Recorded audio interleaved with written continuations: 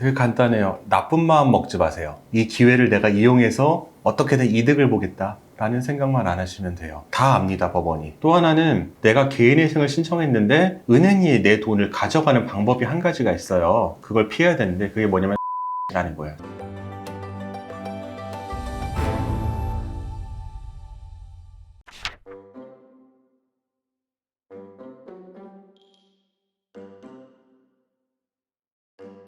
변호사님, 네.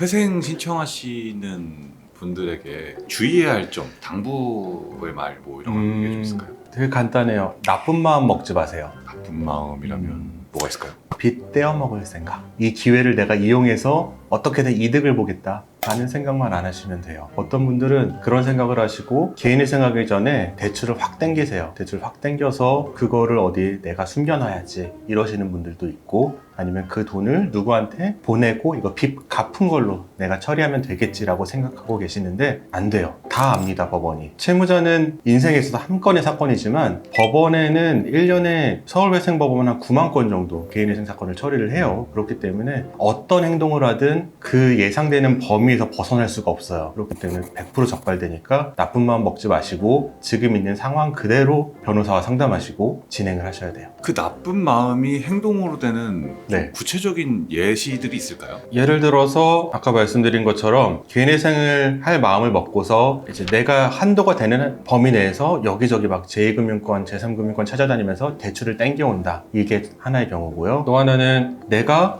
이렇게 대출을 땡겨서 그걸 뭐 생활비로 따로 빼돌릴 수도 있지만 이걸로 우리 엄마 빚 아니면은 내 친구가 빌려준 거 먼저 갚아버린다. 이런 거. 이 정도가 좀 대표적인 예라고 할 수 있네요. 근데 모든 변호라는 게 그렇지만 네. 또 의도를 이제 변호해줘야 하는 거잖아요. 이게 예, 나쁜 맞아요. 의도가 아니었다. 네. 근데 법원이 나쁘게 보는 경우들도 있지 않나요? 예를 들어 최근에 대출을 한다고 하면 네. 근데 개인회생을 신청할 정도의 사람이면은 당연히 은행 대출은 안 될 거고, 그래서 은행 안 돼서 이금융권 갔는데 이게 또 이자 불어나서 또 3금융 아니면 불법적인 것까지 손대게 되는 경우들도 많을 텐데 네. 나쁜 마음이라고 할 수는 없잖아요.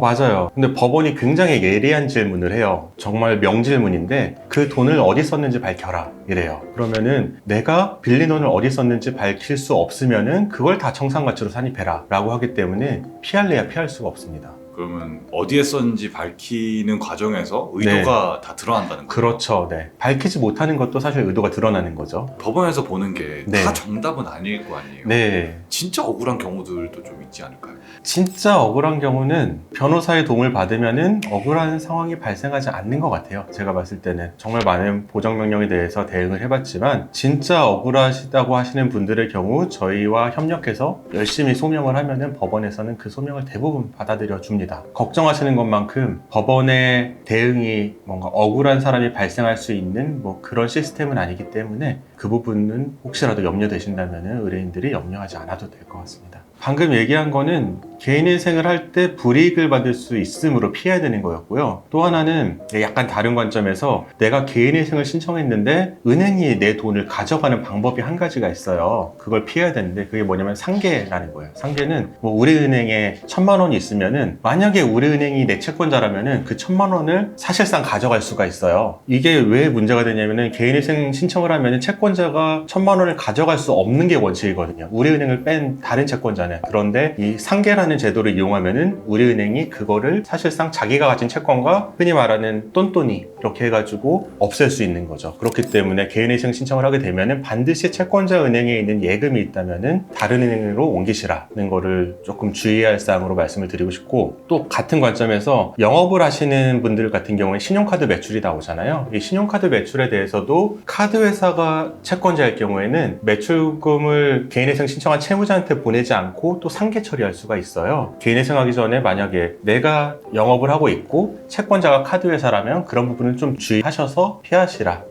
이렇게 조언드리고 싶습니다.